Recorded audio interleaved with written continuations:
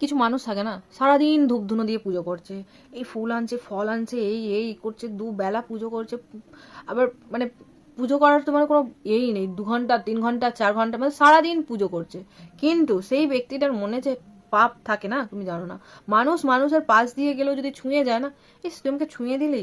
আবার তো কেউ কেউ এরকমও করে, যে রাস্তা দিয়ে যাবে হয়তো সে জল ঢালছে দেখছি, মানে ধারণার বাইরে। মানুষ কটু কটু কথা বলছে, তারপরে মানুষের নামে নিন্দা করছে, পরচর্চা করছে, হিংসা করছে, এইসব করছে, আবার পুজোও করছে। কিচ্ছু হবে না কাকিমারা, বুঝে লাভ নেই, ভেবেও লাভ নেই।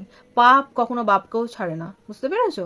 আর যে যেমন কর্ম করবে সে তেমন ফল পাবে। যে যতই ভালো করে পুজো করুক আর যাই করুক, কর্মটা কিন্তু ওপরে লেখা থাকে। আমাদের কিন্তু কথায় আছে, প্রতিটা মানুষের মধ্যে ঈশ্বর বাস করে।